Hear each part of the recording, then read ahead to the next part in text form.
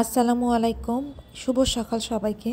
তো আজকে একবারে সকাল থেকে একটা ব্লগ ভিডিও দেওয়ার চেষ্টা করছি। তো সকালবেলা উঠি আমি প্রথমে আমার চুলাটাকে একটুখানি সাবান দিয়ে একটু মুছে নিই, আর এই যে ঘরের মধ্যে একটু ধূপ ধরায় দিছি।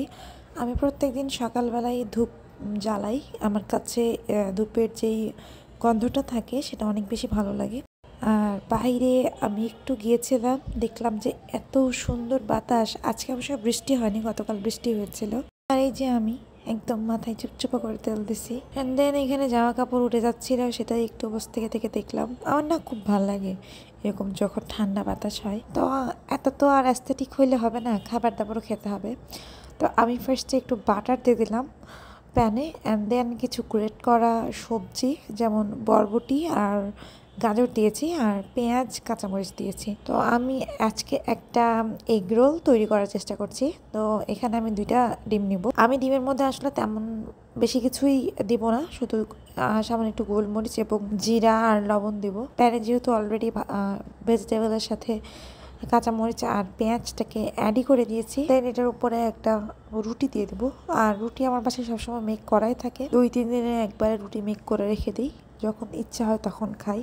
দেন হচ্ছে আমি দুধ চা খাবো। তো উপরে যে দেখতে পাচ্ছেন যেটা দেখালাম ওটা হচ্ছে আদা। তার মধ্যে আমার আবার আদা আর সাদা এলাচ না দিলে একদমই ভালো লাগে না, আমি এই দুটা দেই। তবে আজকে লং দারচিনি এগুলোও দিয়েছিলাম, কারণ আমার গলাটা একটু ব্যথা করছিল। এখনকার ওয়েদার অনেক বেশি ব্লুমিং। দেন আমার হাজব্যান্ড আবার ওই ধরনের নাস্তা একদমই করে না, সো তাকে আমি ডিম পোচ, নর্মাল রুটি আর ভাজি করাই ছিল সেটা দিয়ে দিচ্ছি।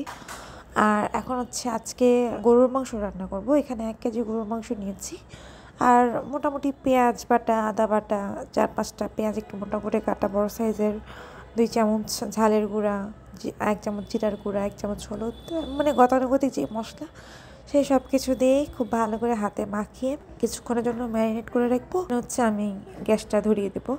আর এই পাশে হচ্ছে খিচুড়ি রান্নার প্রিপারেশান নিচ্ছিলাম। আমার আবার ল্যাটকা খিচুড়ি দিয়ে গরুর মাংস অনেক ভালো লাগে, বিশেষ করে ফাইজা আপুর রান্না, মানে ক্ষুধা লাগছে আপুর, ফাইজা আপুর ভিডিওতে আমি প্রায় দেখি উনি ল্যাটকা খিচুড়ি খাচ্ছেন। আর ওনার ল্যাটকা খিচুড়ি দেখে মানে আমি গতকাল রাতে দেখছি, আর আমি ঠিক করেই ফেলছি যে আমি আজকে যদি ওয়েদারটা ব্লুমিং থাকে তাহলে আমি ল্যাটকা খিচুড়ি খাবো। সো এখানে আমি খিচুড়ি রান্নার প্রিপারেশান নিচ্ছিলাম। এটা পেঁয়াজ বাটা, তবে আদা বাটাটা একটু বেশি দিয়েছি, কারণ খিচুড়ির মধ্যে আদা বাটাটা আমার খুব ভালো লাগে। দেন চাল ডাল সম পরিমাণ দিয়েছি।